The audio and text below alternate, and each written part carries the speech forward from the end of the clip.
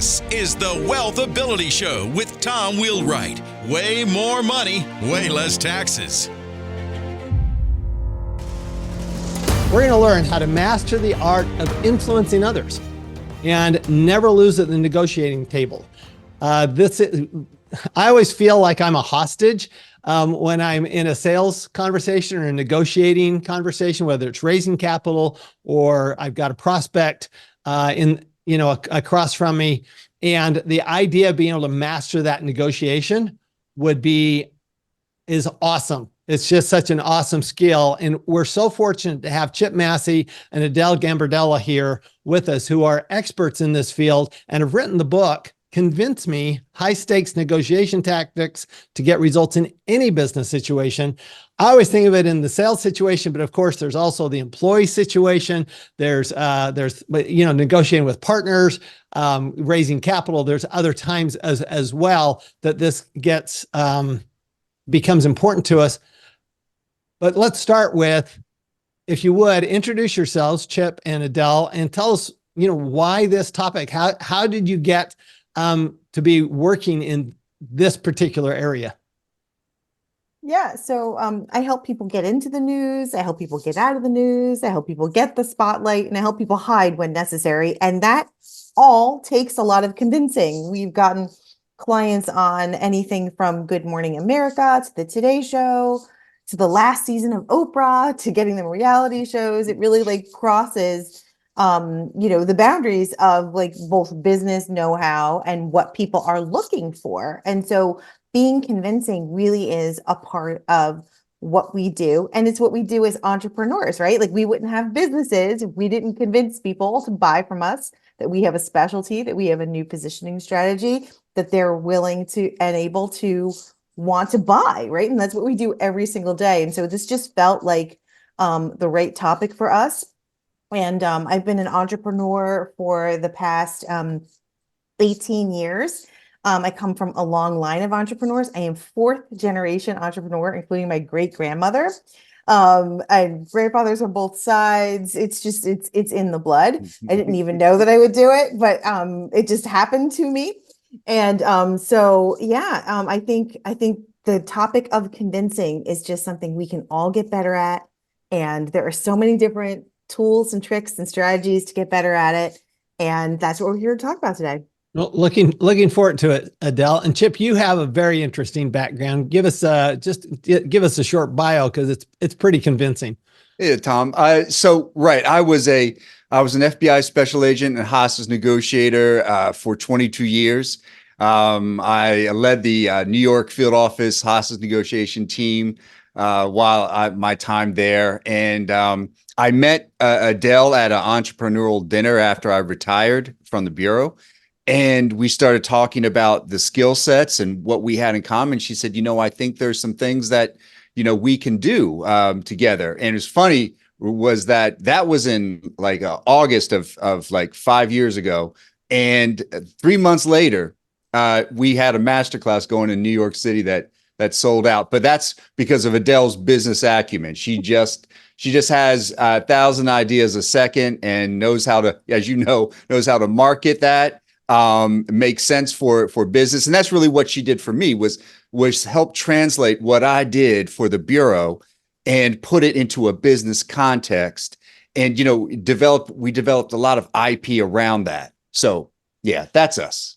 Oh, I appreciate that. And I love having you on the show. So Chip, I want to start with you because in your book, you talk about forensic listening, and we've done shows on listening before, but the term forensic listening is particularly interesting to me. Can you describe what does that mean? Because that seems to be the beginning of any negotiation. Yeah, that's it, Tom. That's exactly right. I mean, active listening is the bedrock of all hostage negotiation teaching, right? Yeah, most people are familiar with those principles. We say that forensic listening is the next step. And forensic listening is when you're dealing with somebody, not in just a heightened context, but more broadly and specifically, it's for your everyday, convincing strategies. So the idea here is forensic listening. It's the art and science of studying a conversation, analyzing a conversation after it's happened, because we say words leave clues. And so what we do with that, Tom, is that we offer to people when we do our, executive sessions, ways of taking notes. That is in a new kind of way so that people are better able to understand that other person. And one of those things that we say is everyone has an unstated narrative. Everyone has thousands of tapes running in their head about things in their life, people they've met, companies they've gone through, consultants they've used. And each person has a tape about you if you're in their life. And there's always a disconnect, right, between what somebody actually believes about you and what they're willing to tell your face. So what we say to all our business clients is, if you can get closer to somebody's unstated narrative, what is they're holding back, what it is that they might have a problem with you, but they're not actually saying to you, but you feel that reticence. If you get closer to that unstated narrative than your competition, you're going to win. You're going to win every day. So what we say is, go ahead, Tom. No, go ahead. Yeah. What we say is that, negotiations can be done quickly. They can be done, within an hour. We can negotiate a price. We can negotiate a deal, but convincing, actually helping somebody change their mind, what they're valuing at that particular time, that's a little bit harder prospect. But it is absolutely necessary if you're going to make long-term change with that individual. So, for instance, we say, I always say this, is that I never negotiated with anybody ever. Even the term is kind of a misnomer, Haas's negotiations. Actually, my job was to convince, right? My job was to convince that guy that's got a gun to somebody's head to value what I valued. So that was, hey, put down the gun, release those hostages, and surrender. Now, that took some time, right? It wasn't just, 1, 2, 3. You have to move them down. And Adele's going to talk more about that. Yeah, but let me let's walk through an example if we could. Yeah. Okay. So one of the things that's going on in the entrepreneur world in the business world is getting people to come back to the office. Okay. Yeah. And so you got people that they want to come back to the office, but you have an equal number of people that don't want to come back to the office. So, walk me through, if you were talking to one of those people who didn't want to come back to the office, but you don't just want them to, you don't want to force them to come back to the office. You want them to want to come back to the office. So let's kind of walk through that scenario. What would you do there? What would you start with? Exactly. So what we want to do is we want to analyze each person and break it down as specific as possible. So this is the forensic listening part of it, right? It is we suggest to people to break up these kind of like observations into a note-taking method. So you're going to use a quadrant, and we're going to say there's 4 quadrants here. We're going to put one of those quadrants is going to be emotions. So what are the emotional reasons why that person or group of persons don't want to come back to the office? Right? You're going to label each of those down. And even what you really want to do is put down the things that are not exactly obvious. Some of the things that you're feeling that could be closer to it. All right. So you put those down in the emotions. Now, the quadrant top and to the right is going to be the themes. Now, what are the common themes that keep coming back to the return to work, right? To return to office? You're going to list all those down. And then it's going to be, okay, what's the voice saying when you're in conversations with these people? Are they going, voice, that's their pitch, tone, and cadence. Are they going up on certain points? Or are they going down and losing energy on others? So you want to make a note of that. And the other is, if you're having in-person conversations or even on Zoom, you can also have what we call body positioning, Tom. And we differentiate body positioning from body language because we say we're always people and creatures of movement. So what that person is changing into in terms of their particular movement toward you, and when they're talking about a subject, is also important, right? All these things highlight and feed off each other. So that brings us to a better idea of what that person, that client, that worker is feeling and thinking about that issue of return to work. And the way we move them is through the convincing continuum. I'll have Adele talk about that.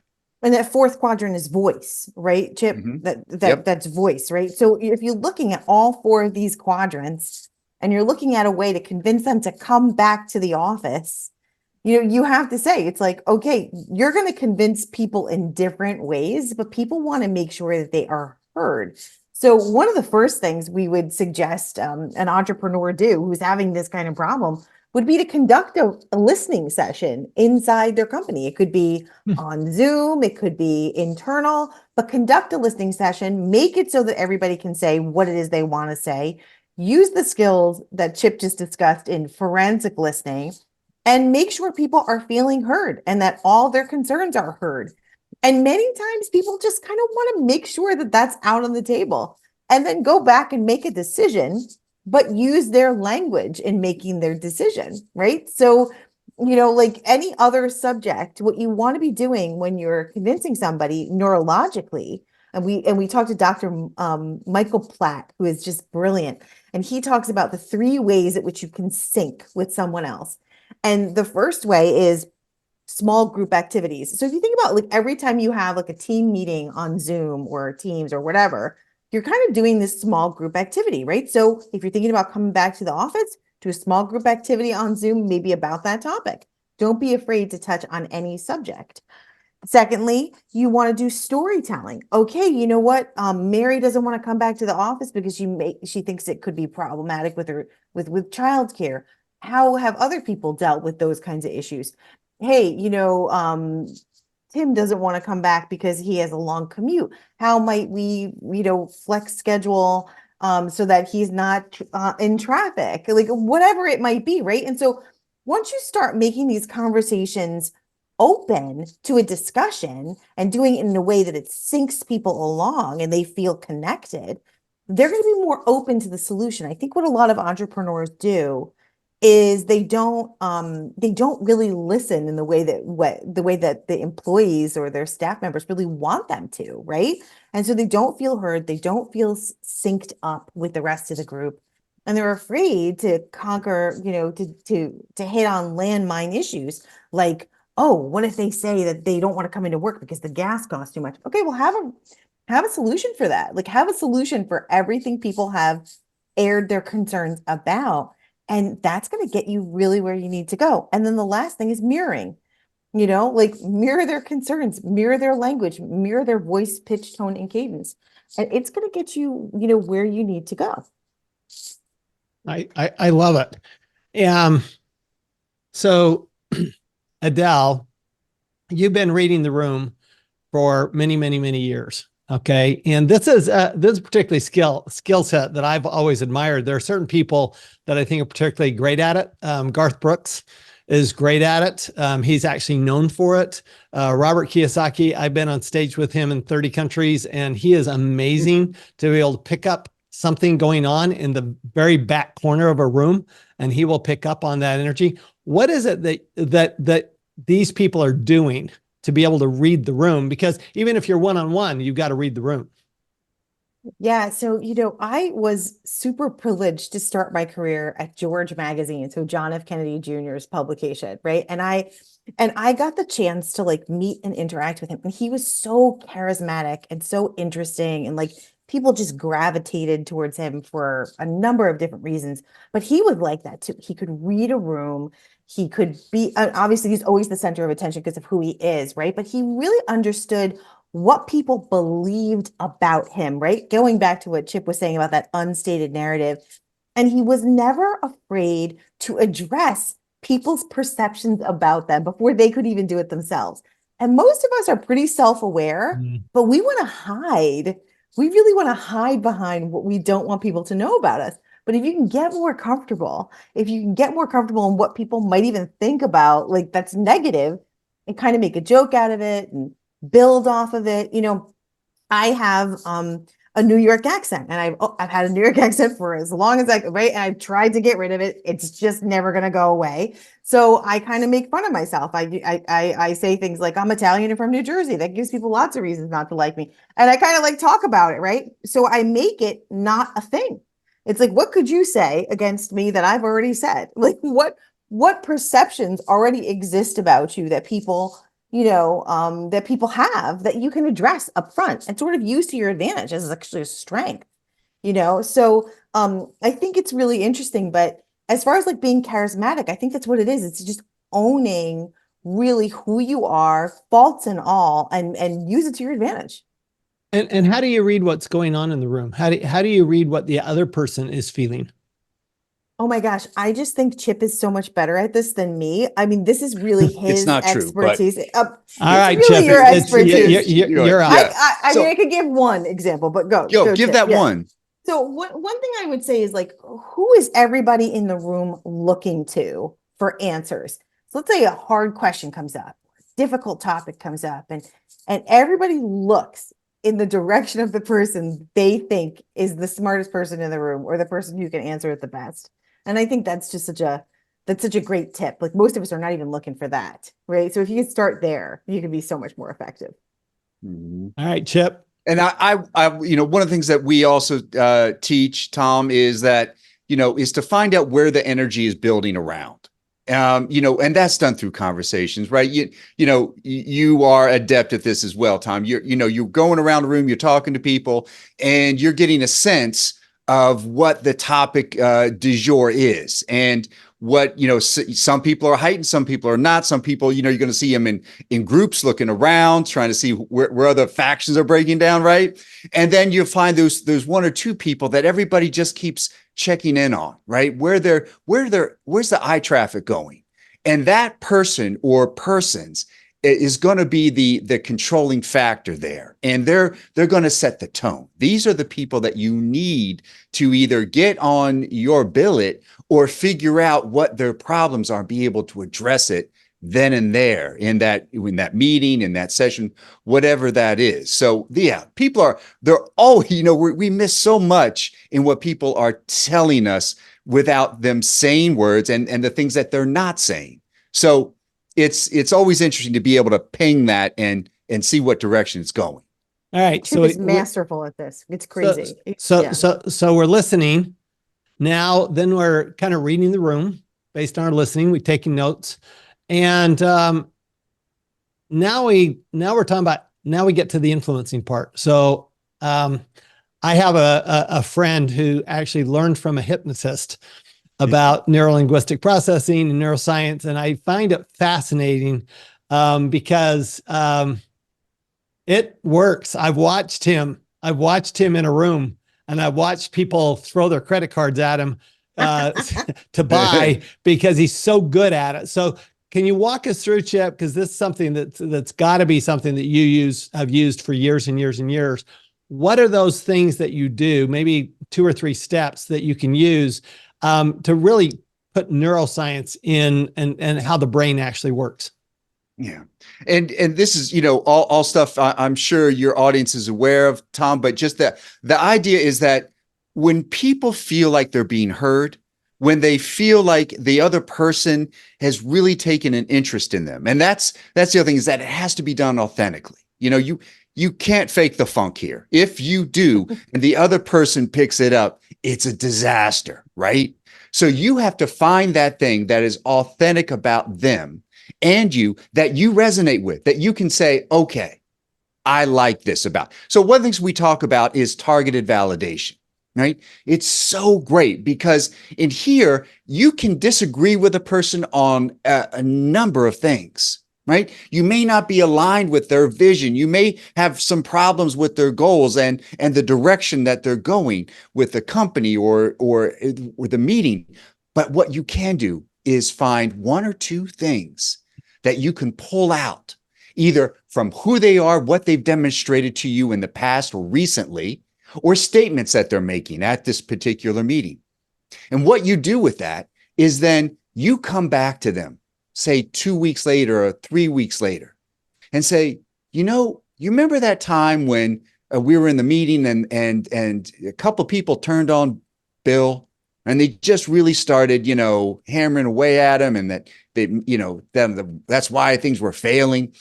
He said, I remember that you came to Bill's defense and you said, hey, this isn't all on Bill and that we have to, own this as a team and so forth and so on. I just want you to know that made an impression on me. And I know that in my individual teams that I'm leading, I'm going to use that same leadership style. I'm going to make sure that no one is singled out, or made to feel less than. Now, here's the question, Tom, is that how many times has that happened to you or I when, in our life? I mean, I can count it on one hand when somebody said, that thing that you said really made an impact on me. It's like, it's so gratifying.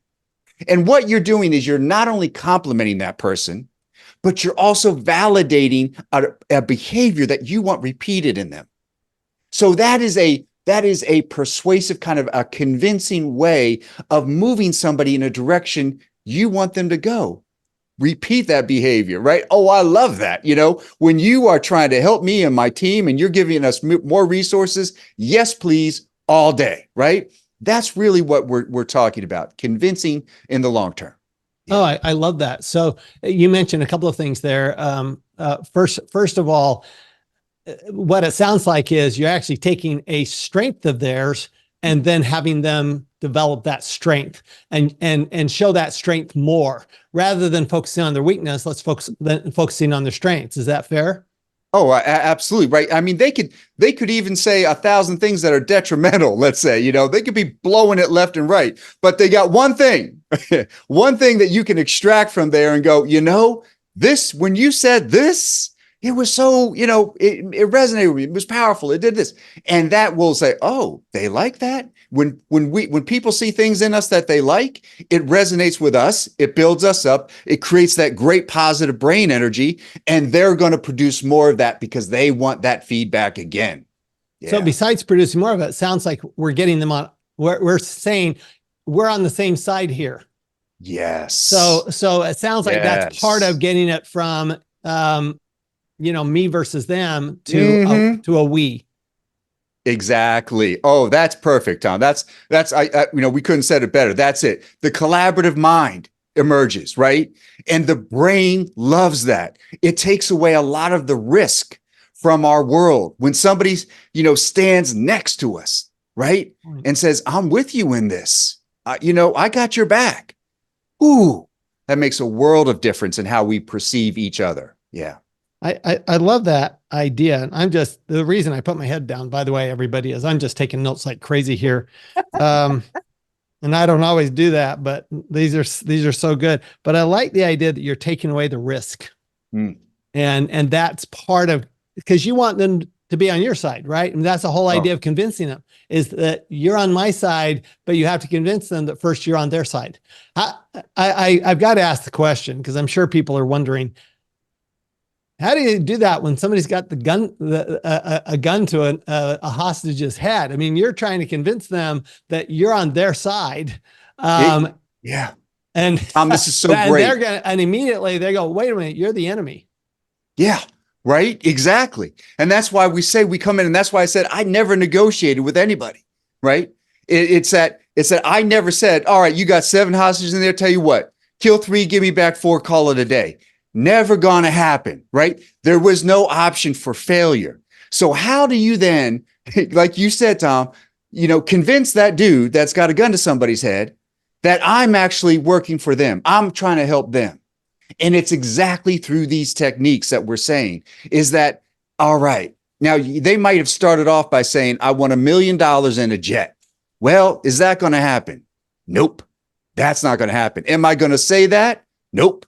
No. What I am going to talk about is, well, what's he want to do with that jet? Where would you like to go? I mean, let's, tell me, you've got an idea about this, Stan. Where do you want to go? Where would you go if you go on a jet? Right? So you talk about those things, you talk around those things, you want $1 million. Whew. I got to ask you, what would you do with $1 million? Right? If you had it where would you spend that money for? So you working them down, right? But the idea here is that I'm also focusing them on the possibilities here. And they have to for a hostage taker, it's different, right? Because really what I'm showing them is how small their world is right now. They think they started off maybe perhaps really big. They think they're in power and they're not. Exactly. So what do? I'm going to give them a chance to talk all about that. And then there's going to be times when I'm going to subtly remind them of some things, right? And they're going to be aware that it's, hey, really what I'm here about is safety. And I want you to value life. And I want you to know that I'm here and I'm your connection to that outside world that's going to bring you safety. So let's talk about, how we can accomplish that. How can we make you safe today? And we're going to talk about his problems. Oh, yes, we are. We're going to talk about the things that are confounding him, the wrongs that have been done to him. And I'm sure there's going to be points in time when he's going to talk about my ancestors and how much he hates me. Yes, please, all day, because all that is information and I can use that. And I'll know the danger points to stay away from, right? Adele, you had something? I want to go, Adele. I want you to translate this into, instead of a hostage, what you got is a prospect. So how do you translate what Chip's saying, Adele, into your world, which is really the sales and convincing people to do what you want them to do? Yeah. So one of the things that we do as a company, our convincing company, is we do this thing called training so good it's criminal. And essentially what we do is Chip takes people through with an Emmy Award-winning nominated actor, and we do role plays, and we actually take people through a hostage scenario. We get them on the spot. We teach them these techniques that Chip knew for all his years in the FBI, and we get people to do it live right there. And one of the things Chip always says is like the hostage taker was like so in focus for him that people who are being held hostage come out and want to kick his butt because like they were like, why did you worry about us? Why weren't you worried about us? And, right, Chip? It was like you were focused on that hostage taker, getting the hostage taker to believe what you believed, right? But so essentially there is a very specific process that mirrors what Chip was talking about as a hostage taker, but more how to practice the art of convincing in business, right? And so I like to say that we all have our own convincing strategies that we've been using all of our lives with a certain level of success or not, right? And I mean, like, and when it's not successful, we're just like, that guy's a jerk. And we sort of like, don't take accountability. It's always someone else's fault. It's not necessarily whatever strategies we're using. But in actuality, you have these strategies that you've been using and they're probably not as effective as they could be. So an example, a perfect example is you go into a meeting and you've got your sales pitch ready, you're ready, you got this prospect, you need to convince them, you want them to value what you value, which is your price and your service, and right? And you walk in with your strongest point. You go in with your sales pitch. And it is never 11 seconds later where the prospect folds up the piece of paper and goes, you know what? That was the most convincing thing I've ever heard. Thank you so much. We're done. I don't need to hear any more. Tell me where to sign. It never goes like that, right? So if you start with your strongest point first, what happens is you give people no room to even ask more questions, to get more information, to explore things with you, to value what it is you value, because you started with your strongest point first. And if they don't believe you, you've got no room. So start with your point of agreement. We can all agree that it would be helpful for you if you did a better job on your taxes. You'd get more money. There's all these things that maybe you don't know about taxes that you should know about taxes. And you start doing the second stage of the convincing continuum, which is you start sowing seeds of doubt, like fear, uncertainty, and doubt, what we call FUD. So you start with your point of agreement first, not your strongest point, your point of agreement. Then you go down and you use FUD, fear, uncertainty, and doubt. So what do you not know about taxes that you could know? What do you not know about wealth management that you could know? What do you not know about how much money you could actually be saving and making that I do? Probably a lot more than you thought of when we first started this conversation. And then you do this wonderful thing. You have to give them something to think about. You have to give them something to challenge their belief system about what it is you offer, and you've got to stop there. We call it the convincing cliffhanger. And the reason why we call it that is because what we want to do is give people just enough information that they start to question what they believe is true. And they want to start seeking other answers. And by the way, you have those answers. You just happen to have them ready for them. And you are then making them think about things in a different way and thinking about things in a new lens. And all of a sudden they come back to you and they've started to unfreeze their cognitive biases. And they're now more open to the idea. You give them mitigation. You give them a way of saving face so that they can ask you better questions. And that's really what it's all about. It's this exciting process that really works well. I love it when I have guests that give specifics, and there's so many specifics. And of course, everybody, seriously, get the book, convince me, get that book. But if you could summarize just like, what are to you the top 2 or 3 things that we ought to be thinking about? Because we can't think about all these things all at once. It's just too much. It's overwhelming. So if we were to pick, say, 2 or 3 things, what would they be, Adele? Absolutely. So one is just to think about the biggest barrier to convincing anyone of anything is their certainty on whatever topic you're talking about, right? Their certainty is your biggest barrier to entry, biggest barrier to convince them, biggest barrier to sell them. So just take a piece of paper, right? And think about what are people certain about that isn't correct about what it is you offer, what it is you sell, what your service, and make that list and go down and actually have a marketing strategy that addresses each of those points of certainty or uncertainty. And you will be so much better than anybody else in your field, because most people don't get that granular. If you can convince on that level, I mean, people will just be blown away by your level of expertise. Really focusing on their certainty that is false. Exactly. About what you do, which is a good example would actually be, my profession, because people are so certain they know what a CPA does. Yeah. Right. They're so certain that they know what the price should be or what the service should be. And so focusing on those certainties and going, well, wait a minute, can you sow doubt in those certainties? Am I getting that right? You want to sow doubt about those certainties. Absolutely. And then if you have, the thing about it is convincing does require discipline, right? Because if you go too far with what they should believe, and you're too obstinate about what they should believe and what they should be doing and what they should be buying because they're going to get it wrong, all they're going to do is reject your ideas because it's counter to what they believe. Yeah, it's a push. It's a push instead of a pull. Exactly. And what you want to do, because intelligent, intellectual people who you're probably selling to, they want to form their own opinions. And if you force something on them, they won't buy it. They won't believe it. And so they've got to come to it. And it does require discipline. And if you're a salesperson, you want the sale. You want to close the deal.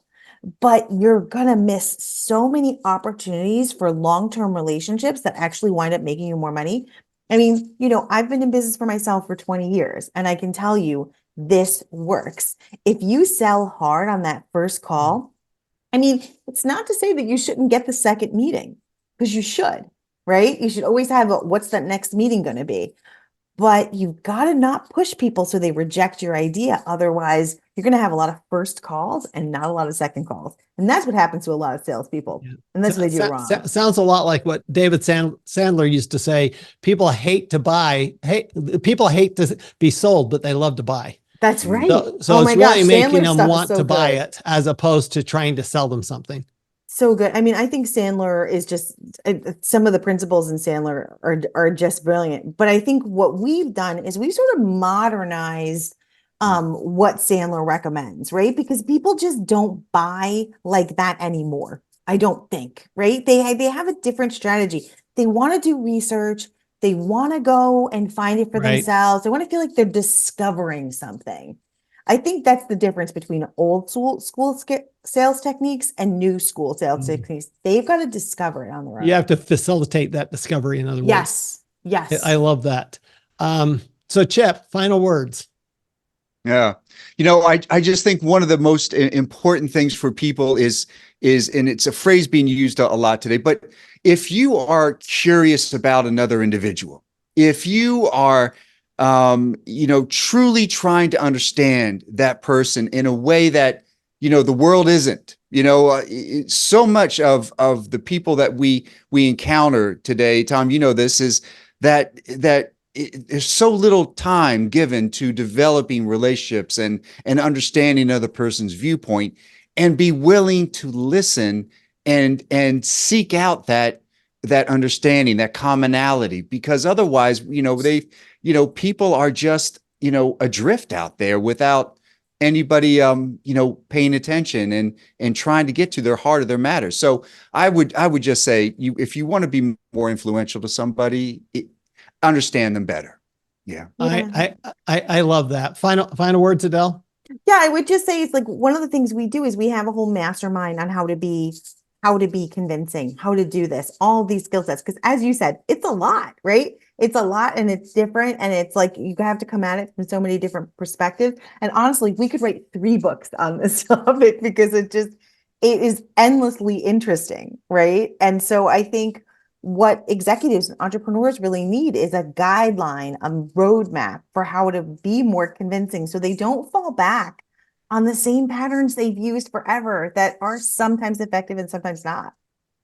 I love it. So the book is Convince Me, High Stakes Negotiation Tactics to Get Results in Any Business Situation by Chip Massey and Adele Gambardella. So great to have you. There it is. So great to have you guys on our show. And this is really the big lesson that, when we start using, and I like this whole idea of when we start caring about the person we're negotiating with, and we're actually listening to them, and we're actually doing this forensic listening as you're taking notes, as I was taking notes. I'm trying to practice it already here, Chip, taking notes while we're having this conversation. Okay, what does this mean? What are we doing here? What we'll always end up with is, first of all, we'll end up with way more money. If we do it right, we'll also end up with way less tax. Thanks, everyone, and we'll see y'all next time. This podcast is a presentation of Rich Dad Media Network.